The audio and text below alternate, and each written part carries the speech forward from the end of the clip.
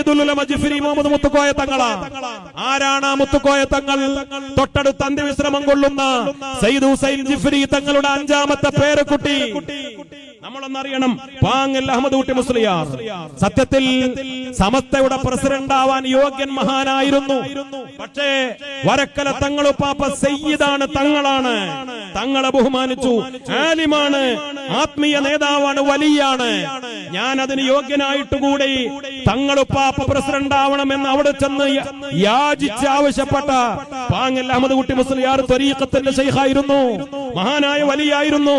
പാങ്ങൽ അഹമ്മദ് കുട്ടി മുസ്ലിയാർ 2 മൗലിദുകൾ രചിച്ചിട്ടുണ്ട്. ഒന്ന് സയ്യിദ് ഹുസൈൻ ആറ്റക്കോയ തങ്ങളുടെ, സയ്യിദ് ഹുസൈൻ ജിഫ്രി തങ്ങളുടെ മൗലിദ. എന്താ കാരണം?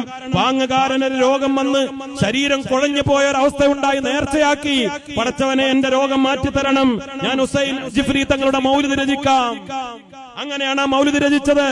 പിന്നെ മറ്റൊരു മൗലിദ് രചിച്ചത് ബഹുമാനപ്പെട്ട സയ്യിദ് ജമലുൽ ലൈലി തങ്ങളുടെ ഉപ്പാപ്പയായ സയ്യിദ് ഖുത്ബ് ജമലുൽ ലൈലി തങ്ങളുടെ മൗലിദ. അതിന് കാരണം ബഹുമാനപ്പെട്ട പാങ്ങുകാരന്റെ സഹോദരൻ, അനുജൻ, അദ്ദേഹത്തിന് ഒരു പ്രയാസം വന്നപ്പോ നേർച്ചയാക്കിയതാ. പാങ്ങുകാരൻ മൗലിദ് രചിച്ച മഹാനായ പിതാമഹന്റെ പേരക്കുട്ടി, ആ പേരക്കുട്ടിയാണ് സയ്യിദുൽ ഉലമ ജിഫ്രി മുഹമ്മദ് മുത്തുക്കോയ തങ്ങൾ.